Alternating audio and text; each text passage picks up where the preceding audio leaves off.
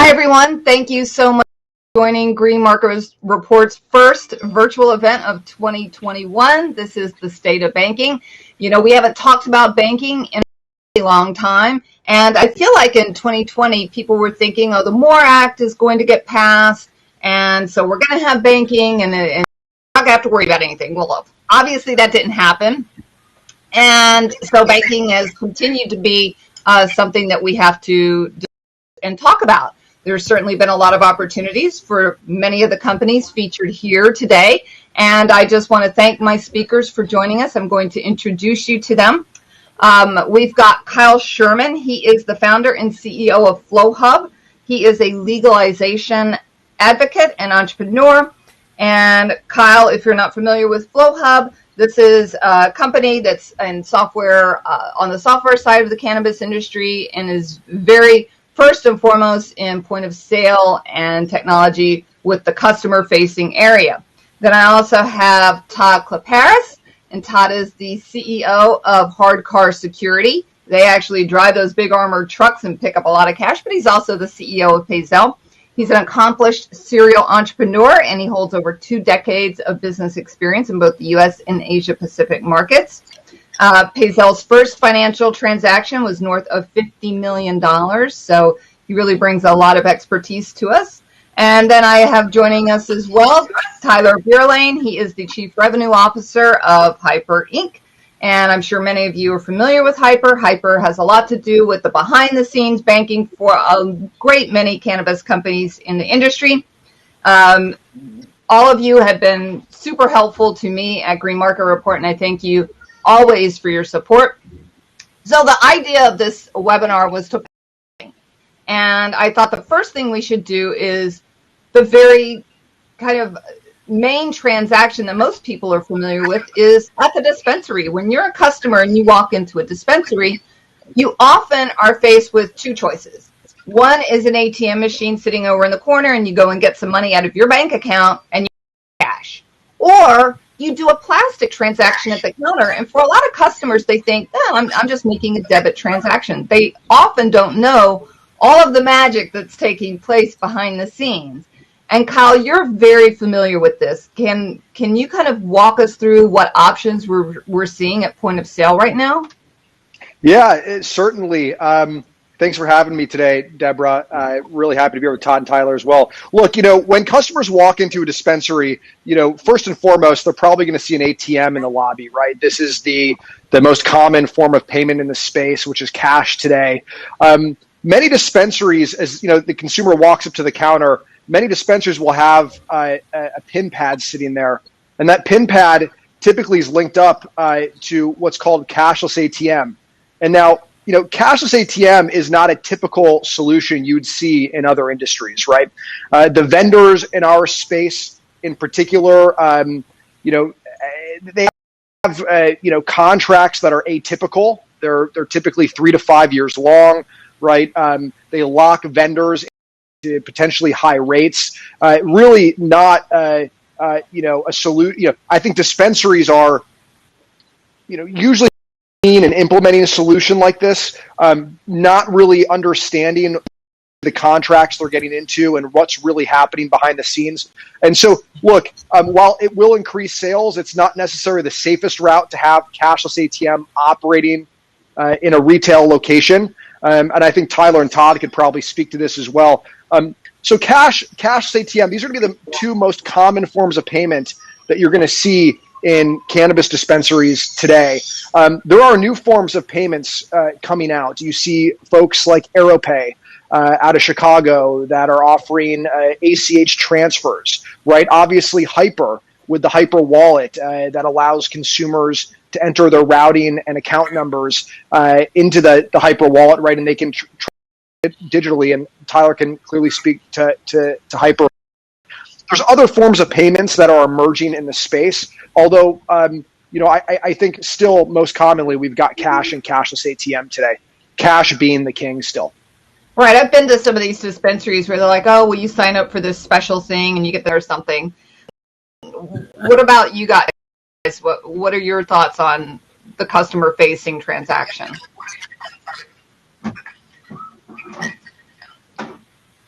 I'd let Todd. Okay. I don't know. I think Tyler might have.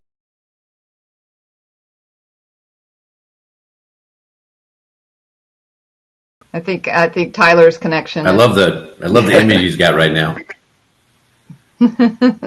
Looks like he's trying to sign back on. You know, it's interesting. Technology is best. I think Kyle's completely right. Deborah, thank you very much for having us today, and Kyle's 100% correct. Oop, did I get you? We hear you. We don't. Your camera is still logging on. But go ahead and talk.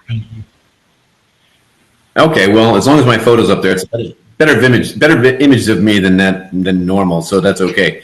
Kyle's right. Most of the majority, if not all, of the credit card solutions that are out there are fraudulent because they don't really have a credit card rail that's developed yet at all in the cannabis industry. The actual MIC number, the number that goes to the credit card companies, doesn't exist. So the debit rail or ACH wire, those are real and they work and they're sustainable for now until we have one of the big guys, either Visa or MasterCard, step up and actually come forward with a solution. But right now, it's all that works.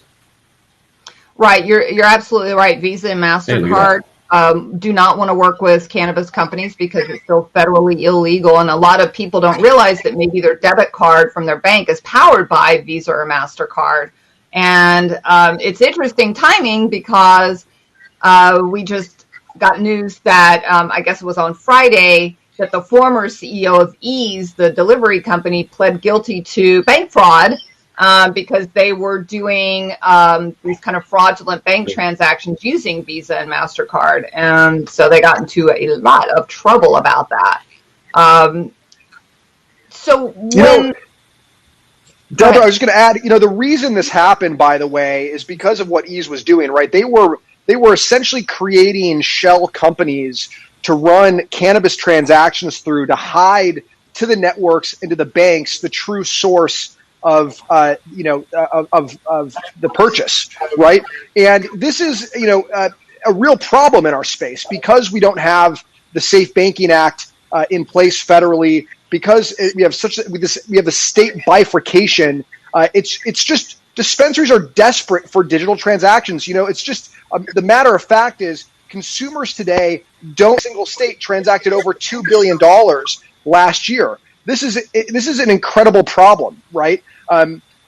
Consumers don't want to pay with cash, yet you have incredible demand for the consumer products that they can go buy in these stores, and so you have companies like Ease who are going in and trying to offer what consumers want, but they're doing it illegally and getting in trouble. And this is exactly what happened to Ease. This is the biggest problem our industry is facing today, and it's been a problem we've been talking about for over a decade. Right, this is a real issue, and the unfortunate thing is the way that we have to solve these problems. Consumers are not necessarily fully, familiar with, right? And so you have to teach consumers how to use the new technology. You've got to teach the dispensaries how to use the technology, and then you've got the illegitimate players trying to offer them solutions that maybe are more familiar in trouble, right? It was just literally breaking the law blatantly and masking those transactions just so everyone's aware of what happened there.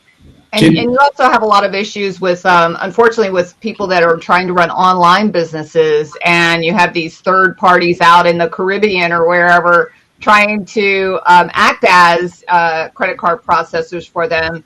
And I've talked to so many of these people who've written me and asked me to write stories about it, because then they get ripped off. Like they're owed like $50,000 or $80,000 from these companies, and they just walk away from them.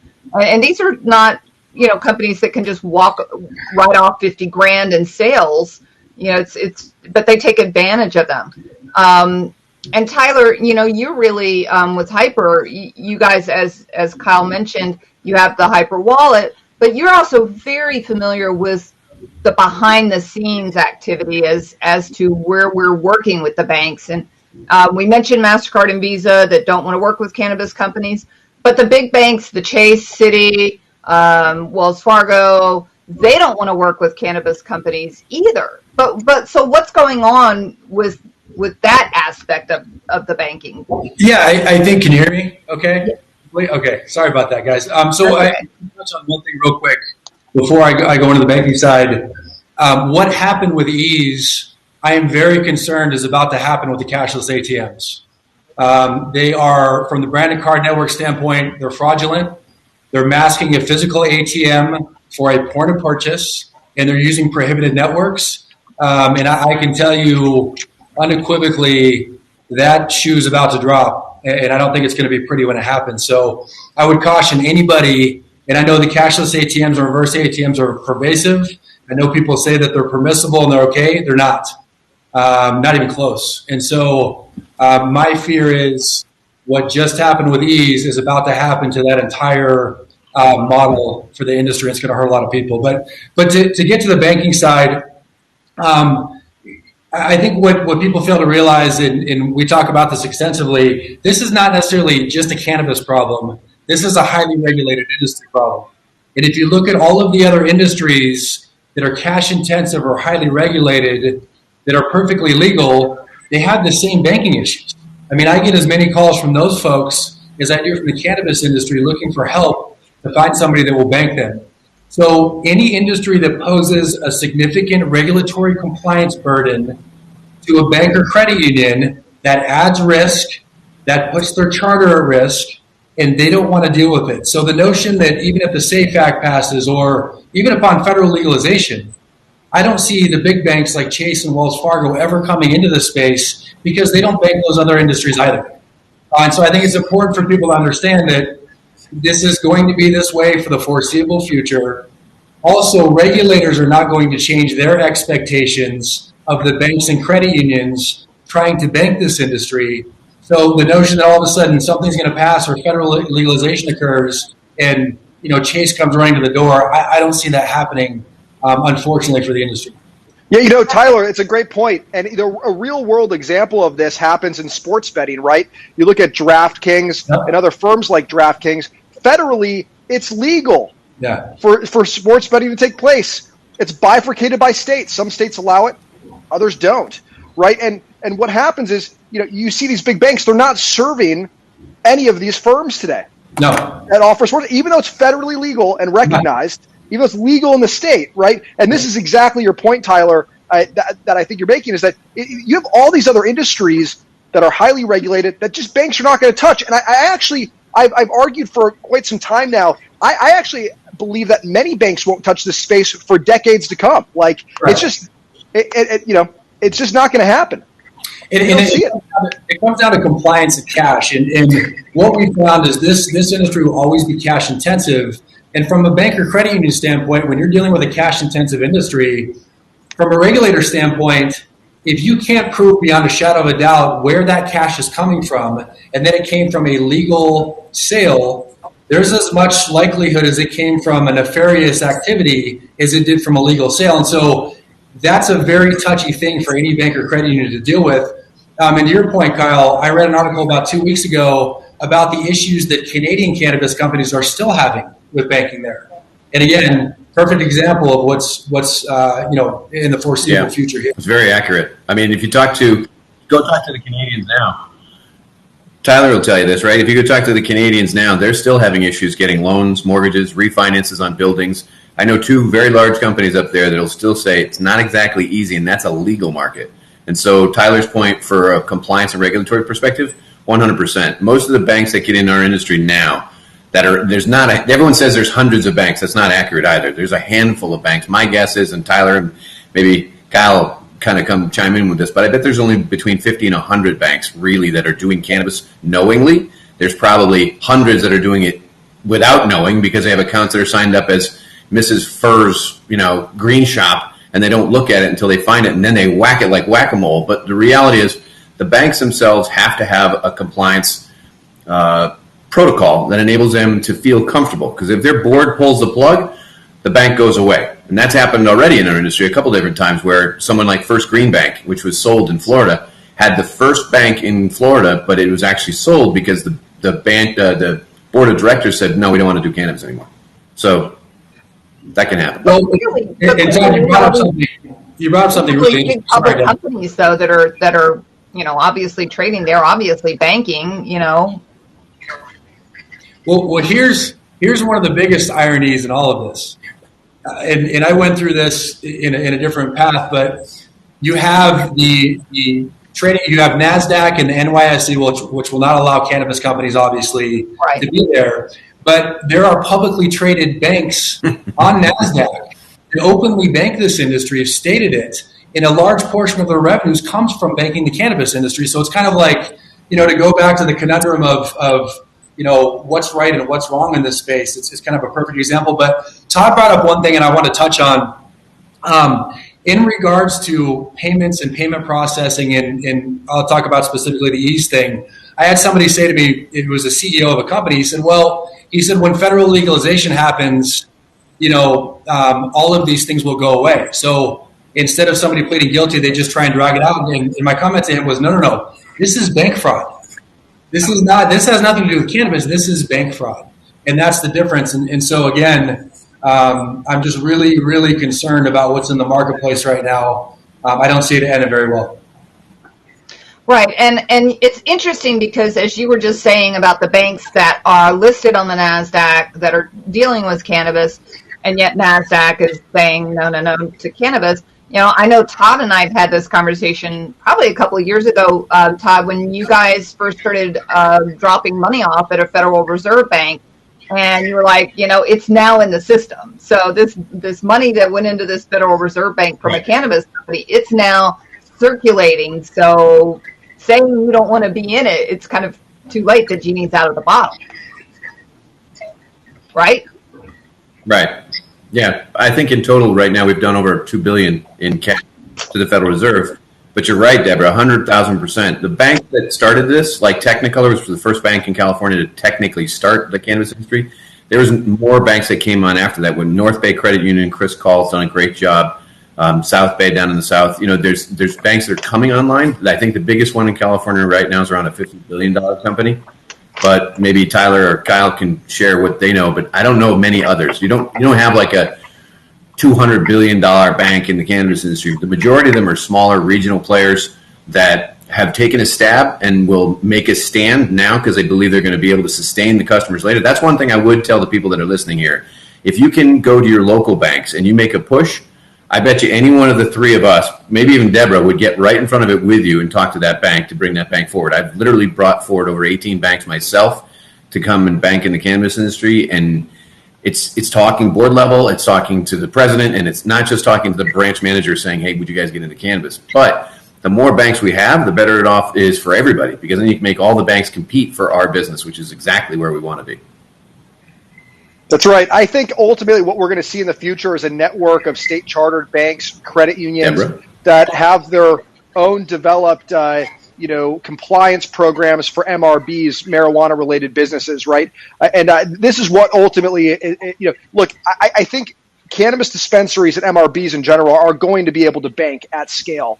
It's just going to be a network of local banks, truly, is where you're going to see, probably 80% of that volume flowing into. Right. And maybe you have some bigger players, covering the other 20% for maybe some of the larger publicly traded companies over time or whatever. You're not going to see Chase Bank. You're not going to see Wells Fargo, frankly. But you are probably going to see some bigger banks, right, that rather than just a state chartered bank or a credit union. But I think they'll be the majority, right, over time. But, the interesting thing about all of this, right, is there's a future here that's developing. I mean, you see it in the news every day with Bitcoin and cryptocurrencies. You see decentralized assets. It's going to be interesting to see over the next decade how banking is transformed with these new technologies, not to necessarily circumvent regulation, but to make things more transparent, clear. And who knows what the federal government's going to do with cryptocurrency ultimately and how they're going to regulate it. But I just note it that it's going to be something to watch, because I do think the banking industry in general will be disrupted over time by blockchain technologies and otherwise, just because of the pure transparency that you get out of blockchain. So it's just interesting, right? I think we're going to see some fascinating growth in banking in general.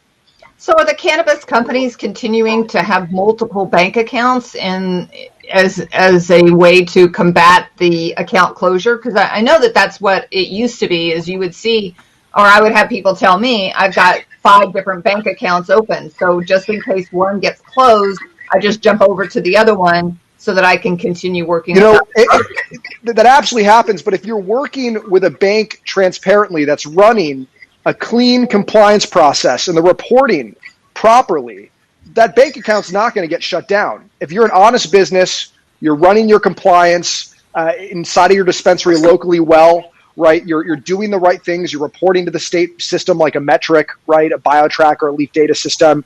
You're doing things above board. You're documenting processes and SOPs. The bank's doing the same. That relationship's going to be a strong one. And Tyler and Todd could probably pick it up, but it's, I do see a lot of these relationships are becoming quite strong if you're working with the right institutions. Now, if you're hiding, right, and you're kind of, not being honest and upfront, you probably need 5 bank accounts, right? They're going to figure out what you're doing eventually. To Kyle's point, it's so funny. We'll always try and refer people to institutions that will bank them in each state. We've tried to do that, extensively over the years, and I'll have operators call me all the time and say, well, I don't want to work with them because they're asking for way too much. And I said, no, that's what you want. If they're not asking for those things, they're not going to be banking you long, and you're going to be playing the shell game for the foreseeable future. So be thankful that they're asking for that, because they're doing things right, they're being transparent. And even if you think that something's not really in the realm of possibility or what they should be asking for, you got to understand the only conversation that matters in this equation is the conversation between the regulatory body and the financial institution. So if somebody's asking you for something, it's coming from the regulator, not even necessarily the institution. So Todd, you mentioned that it's a small universe of banks that are working with the cannabis companies.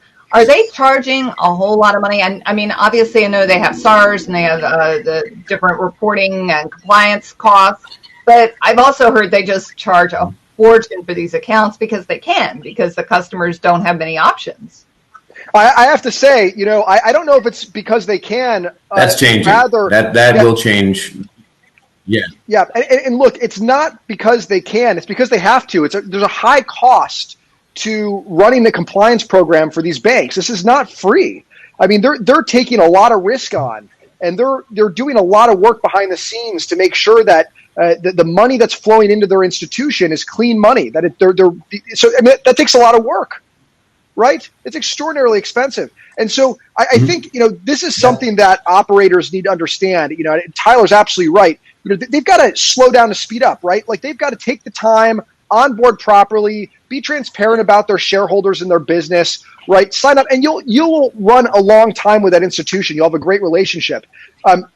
As Todd mentioned, the cost of compliance is coming down as more and more software can automate the process, as Flowhub connects our data in directly with an institution, right? They can ingest and see that, every penny that's being spent and where it's going. And if you add some automation there, right, with what Hypur's doing, for example, right, and maybe Todd can speak to as well, it reduces the cost of compliance, right? But the cost of compliance will always be higher than just a standard bank account where you can KYC an individual. You just can't expect a $20 checking account for a cannabis company. It's not going to happen.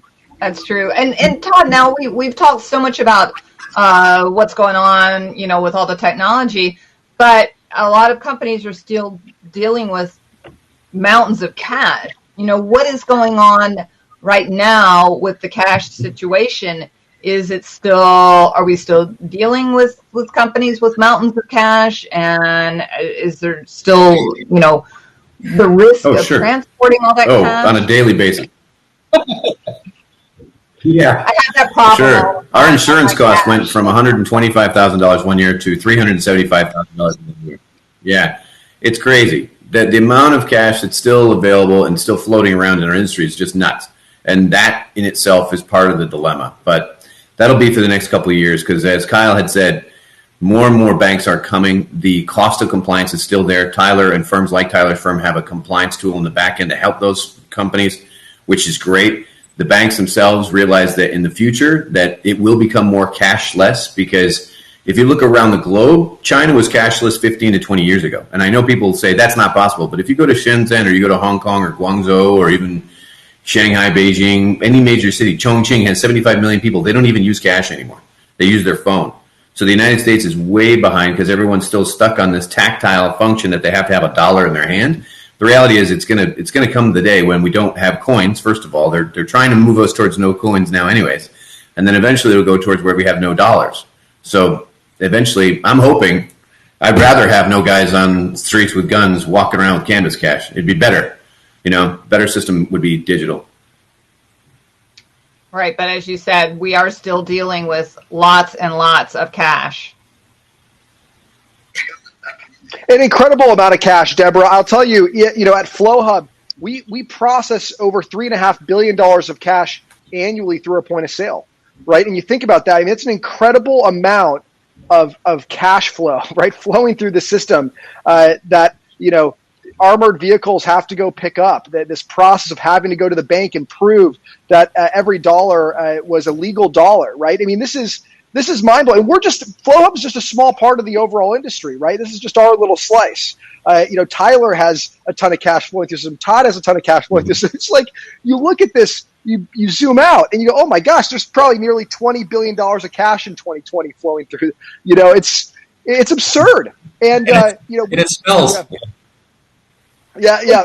I've been in the vaults of many financial institutions, and I got to tell you, if that money is in there, it's pungent. And so for companies like Todd's, it's vital that they take that burden off those institutions so that cash doesn't come in, because it poses risk to the institution. One, two, it creates other issues as well. One other thing I want to touch on from a compliance standpoint for banks and credit unions, Kyle was talking about it. People fail to realize the officers of institutions that make the determination to bank this industry have personal liability.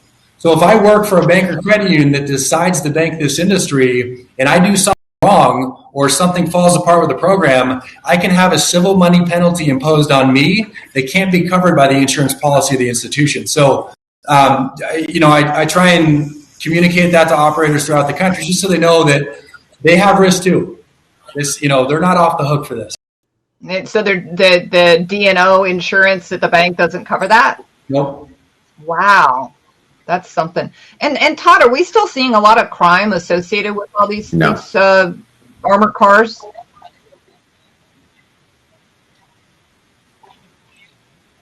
Well, across the industry, yeah. They've had multiple reports even in 2021 where there's been crime associated to transportation of cash. Gosh, that's scary.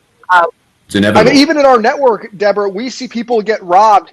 We hear about it, at least. We don't see people get robbed, but we hear about them getting robbed fairly frequently. I would say more frequently than you'd think, right? It's purely because this is an all cash business. You think about going completely digital. What is there to rob? Some inventory in a locked vault. It becomes a lot less, interesting to do a criminal. There's not a giant cash drawer sitting there. Some of these dispensaries will do $100 million a year in revenue, right? And mainly cash, right? So you think about the amount in a busy dispensary in a city. The amount of products there's extreme demand for these products, right? Consumers want cannabis. It's a $2 trillion black market industry, right? This is no joke. And so when you have a dispensary doing $100 million a year, a single location in a busy city, doing $100 million a year in cash, are you kidding me? What a target for a criminal or a group of criminals to go and try to attack that particular retail location just to steal the cash registers, knowing how much cash is in them. It's absurd. I think one of the challenges is, and God, I think I know what you're talking about, but much of the business for these places is tourist related. So people come in, they're not a repeat customer necessarily. They don't want any record that they were there, and they want to pay cash and they want to get out. And so that's one of the things I think the industry is going to have to figure out how to overcome in the years to come. But I do feel strongly that upon federal legalization, the branded card networks will come into the space. And that will obviously help substantially. And that's a great segue, because I wanted to we've kind of laid the ground on where we're at now, touched on a little bit of where we've been. But looking ahead, is there legislation that we think is going to, it sounds like from you guys, it might help a little, but it's not going to really change on the level of the big banks or the credit card companies, even if we do get legislation. What are you hearing as far as what we could expect this year, even in 2022? So I'll just talk to the credit card side of it. They are not coming in until federal legality, period.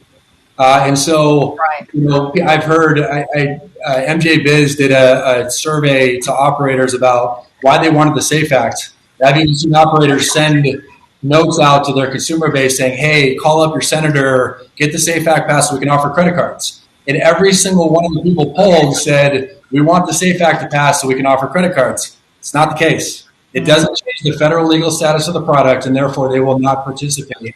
So that's one thing that I think the industry needs to understand today. Right. And that opens up the bigger debate of, descheduling and that's a whole Pandora's box of that debate.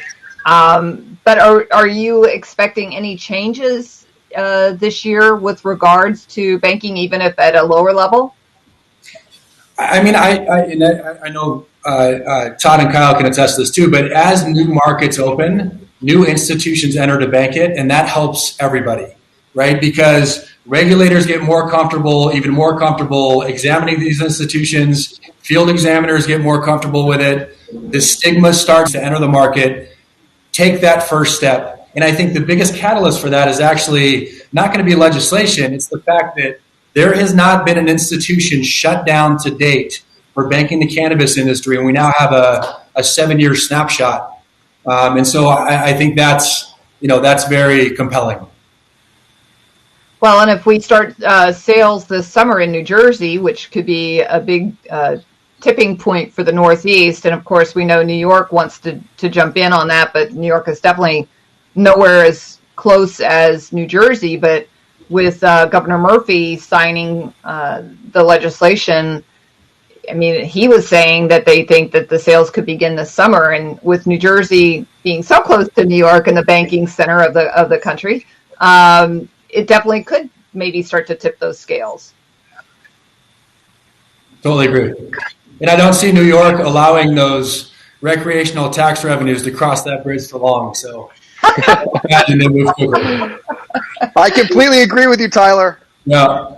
Well, there's certainly teams in Massachusetts, because anytime I've done a story at a Massachusetts dispensary, every dispensary that I've done a story with over there has said roughly 50% of their customers are coming from New York.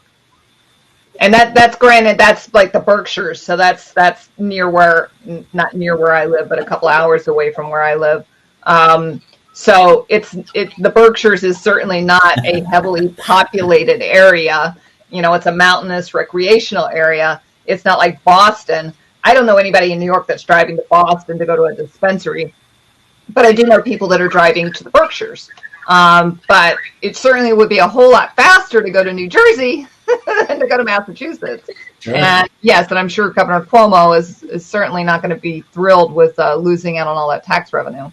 No, in both of those markets, Deborah, already have multiple banking options. So the operators there are banked. There are more coming soon. And so that won't be an issue for the state. Excellent.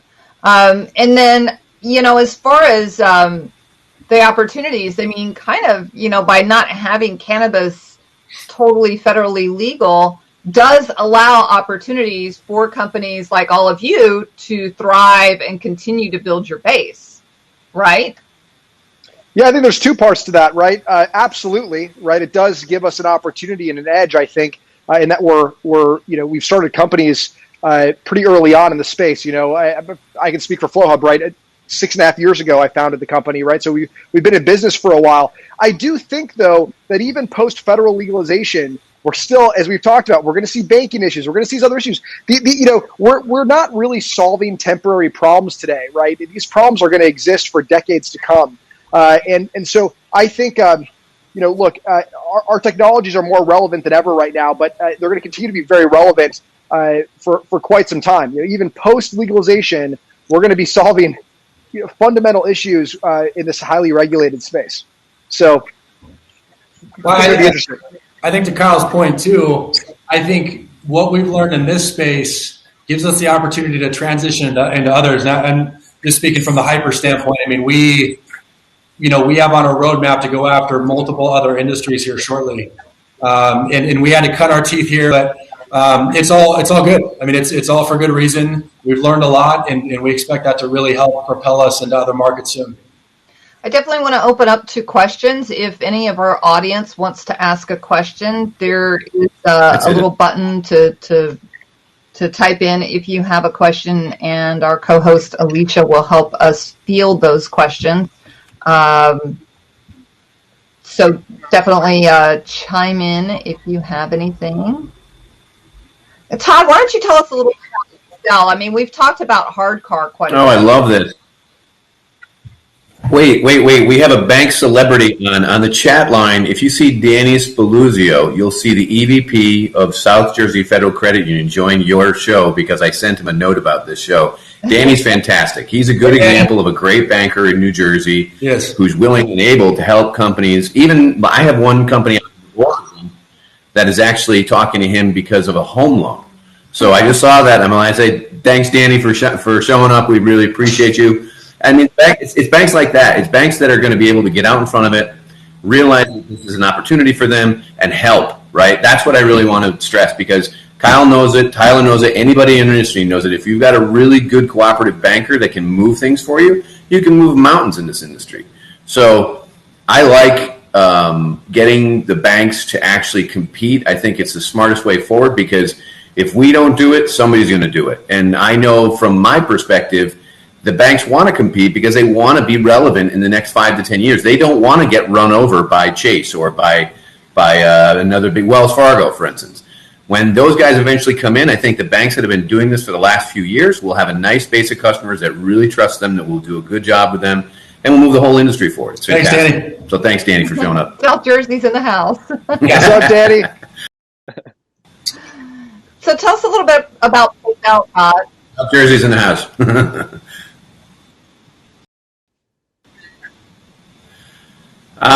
I got frustrated because guys like Kyle were out there beating down doors trying to get point-of-sale systems to everybody, and guys like Kiva were coming at us for loans for different things, and guys like Harborside needed a lot of different things. The banks themselves were overcharging fees, so I went to the banks that I really, really liked, and I said, would you guys compete against each other to try and grab cannabis business? And then the backside of that, I went to the insurance companies, and I started doing that as well. My biggest account was Scott's Miracle Grow, that we solved a 20-year problem for them in banking in 2 months. So when we did that, they were really impressed because the hydroponic stores, by the way, Tyler, I want to talk about this too. The hydroponic stores really do not have any way into banking. So they've been challenged with getting into banking for close to 20 years because they have a lot of cash. When somebody that's one of Kyle's, down the pipe growers goes out and buys fertilizer, they buy it in cash when they go to those stores. So they've had a problem for a very long time. We were able to solve that for them. And then a few other good clients, bigger clients we can't really name right now, but we will be soon, that we've been helping them get their situation straight. I just wanted the banks to compete. That's all. Gotcha. Do we have any questions out there? Oh, we have one. Let's see. Any feedback regarding Bridgehampton Bank, Long Island, New York? No feedback, but I can't say I'd give any even if I had it, just because we all have to be respectful of what institutions are doing, and I never want things to come across in any way other than positive. So no feedback, but again, if anybody needs a introduction to an institution in a specific state, call, email, happy to help. Don't ever pay somebody for that introduction ever, because we will never charge for something like that, and we're happy to help. Don't have to pay somebody for that. Still happening today. Yeah, I heard of some joker out of New York. We won't name any names. Really? Yeah, absolutely. There's a guy in New York that was charging $3,000 to get introduced to a bank. I would love to put him out of business. So we have a question from Carrie Gossi, and she's asking, how do we find out who the cannabis-friendly banks are in our area? I should be pretty easy to reach. Send me an email. Oh, Tyler? Take a direct introduction. Yeah, happy to. I do it all week, every week. So, all right. Reach out to Tyler then. We have a question from Brenda Biles. In my perspective, the numbers in cannabis speak for themselves regarding business development efforts. However, the concerns are obvious. Could you all speak to the qualitative factors required in calming those concerns with bankers and others? I mean, that was kind of what you guys were talking about, the tipping point and removing stigma as more and more people get involved. But I guess it's a lot of hand-holding. I mean, I think, and I don't know if I'm answering this correctly because it was kind of a loaded question, but I think institutions, I don't think I know, the ones that are banking this have worked very closely with the regulatory bodies to make a finite framework for how this needs to take shape. And so they have very specific criteria. And they're, when you sit down with an institution that's banking this, they're going to tell you how things have to run. And they're not doing that to be difficult. They're not doing that to be jerks. They're telling you that because they don't want one bad actor to jeopardize the entire portfolio and or their institution and or themselves personally. So I think that criteria has gotten much more uniform even in the last 18 months. And again, that comes from regulator experience, that comes from financial institution experience. And I think one of the things that's really happening throughout the country may not be the best thing for the industry, but as the MSOs continue to grow and consolidation continues to occur, and these guys are publicly traded, that just adds additional transparency across the grid, and it makes life easier for institutions trying to serve them. We got a question. Could you discuss merchant acquirers in the cannabis industry? Are they legally operating rails for debit transactions? Examples, Paybotic, Transact First. Okay, so debit's very different than cashless or reverse ATM. I will tell you that, again, the cashless ATM model, if you're walking into a store and you're inputting a debit card and they're rounding the transaction, you're putting your PIN number in and they're giving you cash back, that's a cashless or reverse ATM. I'm not going to mention names of companies. That is fraudulent. Those are using prohibited networks. And my fear is that what just happened with Ease is about to happen to many of those companies. Right. And some of the banking experts I've talked to, specifically with that whole Ease situation, was, and they had said, even though you may stop those payments, like Ease said, we quit doing those types of payments back in 2019. From my understanding, the people pursuing the bank fraud, they don't necessarily have to say, hey, yeah, that's great, you stopped in 2019. They're still looking at those transactions that happened, that are on the books. So whether you stopped or not, they kind of don't care. It's that they happened in the first place. That's my understanding. Correct. Absolutely correct. It's bank fraud. They could still go back and do something about that. And then we'll take one more question, and then I think we'll move to the lounge. I don't want to take too much of my speakers' time who volunteered so thankfully today. Let's see.